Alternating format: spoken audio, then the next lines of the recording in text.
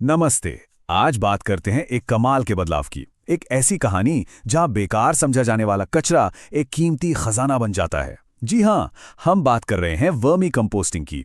कचरे को सोने में बदलने की एक बहुत ही सरल लेकिन दमदार प्रक्रिया। पर क्या ये सच में हो सकता है? क्या हमारे किचन से हर रोज निकलने वाला कचरा, जैसे सब्जियों के छिलके और बचा-कुचा खाना, वाकई हमारे बगीचे के लिए किसी खजाने से कम नहीं है? चलिए आज इसी को करीब से समझते हैं। तो इसका जवाब है जी हाँ, बिल्कुल हो सकता है। और पता है इसे किसान क्या कहते हैं? काला सोना। और ये सुनने में भले अजीब लगे, लेकिन इस कीमती खाद को बनाने वाले हमारे छोटे से हीरो हैं केंचुए। तो आज के इस सफर में हम क्या-क्या देखने वाले हैं? पहले तो हम समझेंगे कि ये कचरा आखिर एक प्रॉब्लम है ही क्यों। फिर हम मिलेंगे इन छोटे-छोटे मेहनती मजदूरों से, जानेंगे कि अपना पहला वर्म फार्म कैसे शुरू करें, कौन सी आम गलतियों से बचना है, और आखिर में देखेंगे कि इस मेहनत का फल कितना मीठा है हमारे बगीचे और हमारी धरती दोनों के लिए। तो सबसे पहला सवाल, आखिर ये सब करने की जरूरत ही क्यों है? प्रॉब्लम क्या है? चलिए इसी से शुरू करते हैं। जरा इस फर्क को देखिए।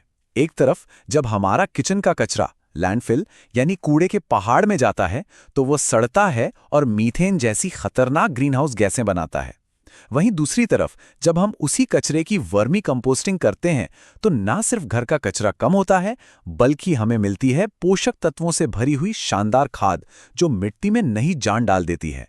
एक तरफ है प्रॉब्लम और दूसरी तरफ उसी प्रॉब्लम का सल्यूशन। और इस पूरे समाधान के हीरो कौन है? हमारे मेहनती मजदूर, जो असल में है खास तरह के केंचुए। तो वर्मी कंपोस्टिंग आखिर है क्या? ये एक नेचुरल प्रोसेस है जिसमें केंचुए हमारे फेंके हुए ऑर्गेनिक कचरे को खाते हैं और उसे पचाकर एक बहुत ही पावरफुल खाद में बदल देते हैं। बस इतना ही सिंपल है।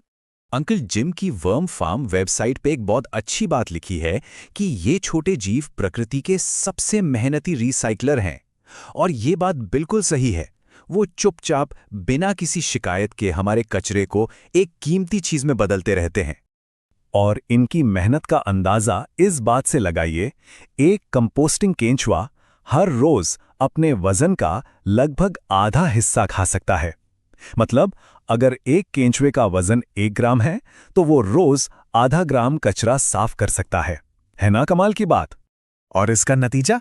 अरे नतीजा तो और भी शानदार है। मिट्टी पर इसका असर साफ दिखता है।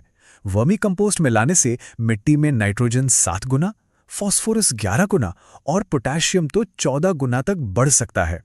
ये पौधों के लिए किसी सुपरफूड से कम नहीं है। तो अब सवाल ये उठता है कि क्या ये सब करना मुश्किल है? बिल्कुल नहीं। अच्छी बात यह है कि इसे कोई भी बड़ी आसानी से शुरू कर सकता है। चलिए देखते हैं कि अपना पहला वर्म फार्म कैसे बनाया जाए। प्रोसेस बहुत ही सिंपल है। सबसे पहले केंचुओं के लिए एक आरामदायक घर, मतलब एक बिस्तर तैयार करना है। इसके लिए नम अखबार की कतरन या गत्ता ले सकते हैं। फिर धीरे से केंचुओं को उसमें डाल दीजिए। 2-3 दिन बाद जब वो सेटल हो जाएं तो उन्हें थोड़ा थोड़ा किचन का कचरा देना शुरू करें। और हाँ, सबसे ज़रूरी बात, बिस्तर में नमी बनाए रखना है, बिल्कुल एक निचोड़े हुए स्पंज की तरह। हाँ, पर खिलाना क्या है और क्या नहीं, ये जानना बहुत ज़रूरी है। फल और सब्जियों के छिलके, इस्तेमाल की हुई चाय पत्ती या कॉफ़ी और अंडे के कुचले हुए छिलके इनके लिए बेस्ट हैं। लेकिन मांस, दूध से बनी चीज़ें, तेल वाला खाना और बहुत ज़्यादा खट्टे फल या प्याज लहसुन देने से हमेशा बचना चाहिए। इनसे बदबू भी आती है और ये केंचुओं को नुकसान पहुंचा सकते हैं। ठीक है, सेटअप तो हो गया, पर कुछ आम गलतियां हैं जिनसे बचना बहुत ज़रूरी है ताकि हमारा वर्म फार्म बढ़िया चले। चलिए जल्दी से इन पर एक नज़र डाल लेते हैं। सबसे पहली और सबसे कॉमन गलती, ओवरफीडिंग, मतलब एक साथ बहुत सारा खाना डाल देना। इससे बिन में बदबू आने लगती है और केंचुओं के लिए माहौल खराब हो जाता है। हमेशा धीरे धीरे और जरूरत के हिसाब से ही खिलाना चाहिए। दूसरी गलती, गलत खाना देना।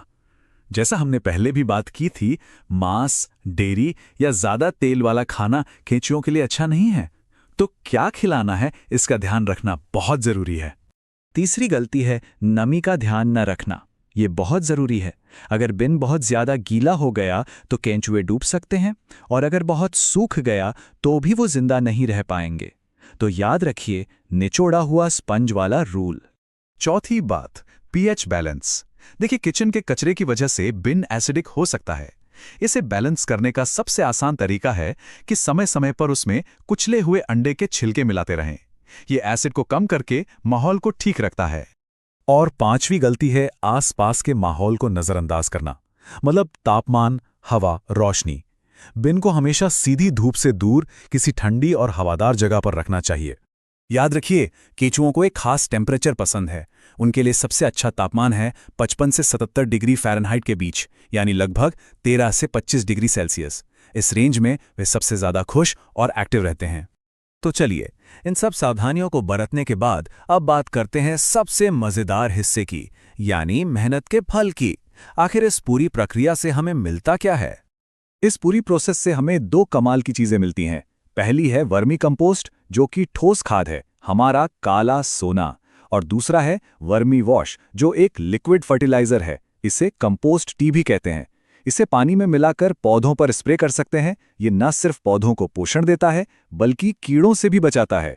और आखिर में ये समझना बहुत ज़रूरी है कि ये सिर्फ अपने बगीचे को हरा भरा रखने का तरीका नहीं है, इसका असर बहुत बड़ा है। ये प्रोसेस इतनी फायदेमंद मानी जाती है कि सरकारें भी इसे बढ़ावा दे रही हैं। मिसाल के तौर पर भारत के राजस्थान जैसे राज्यों में सरकार किसानों को वर्मी कंपोस्ट यूनिट लगाने के लिए 50,000 रुपए तक की सब्सिडी देती है। ये दिखाता है कि ये अब सिर्फ एक शौक नहीं, बल्कि एक जरूरी कृषि तकनीक बन चुका है। तो अगली बार जब किचन में सब्जियों के छिलके फेंकने लगें, तो बस एक पल के लिए रुककर सोचिएगा, क्या हो अगर हमारी एक बड़ी पर्यावरण की चुनौती का हल हमारी अपनी रसोई में ही छिपा हो? इन छोटे छोटे मेहनती जीवों के साथ मिलकर काम करने में